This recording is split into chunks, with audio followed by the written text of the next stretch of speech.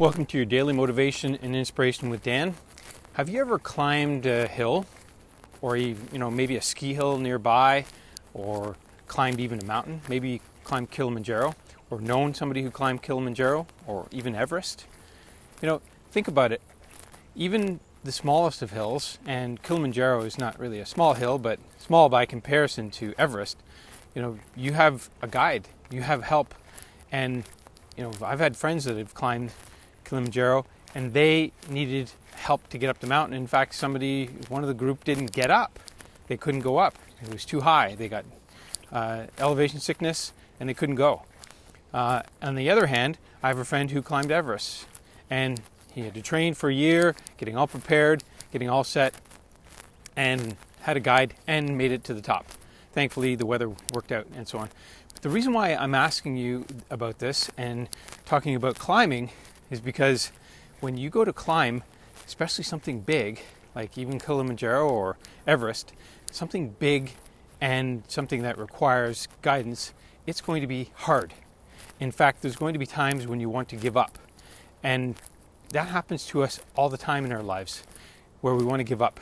Because we're climbing, we could emotionally be climbing something, a challenge, and we're trying to overcome something, and it's hard, it's difficult. And guess what's pulling on us the whole time? Down at base camp, down at the chalet, is our habits. And I call it habit gravity. So habits pull us down. They keep us the same because it's natural, it's normal, it's familiar. If we just go back to the way we were, it's not so bad after all. It takes work to actually climb up and move up that mountain. It takes physical work, but also mental, emotional. So the key here is, climbing takes work, and climbing in your life and doing things in your life takes work. And if you've ever been on a boat of any magnitude, like a ferry or a cruise ship or any large boat of any kind, do you realize that those ships will not sink? They're designed not to sink. No amount of water in the ocean will sink a ship. So think about your mind like that. No thoughts can cause you to feel bad, right?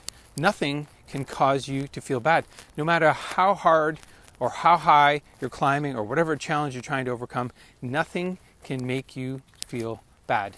You get to choose. You don't have to let anybody else's thoughts influence you or impact you. You get to choose. You don't have to feel bad.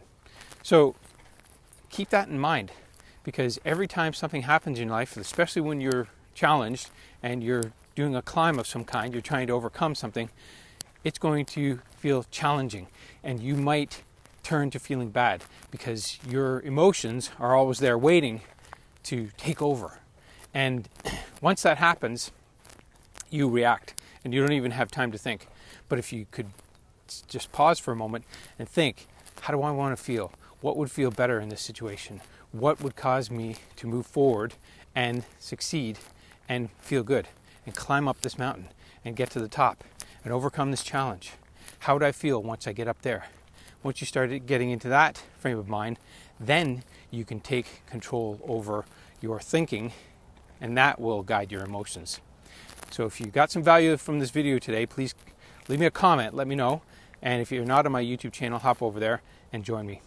Thanks for watching. As always, thanks for watching, and I'll see you on my next video.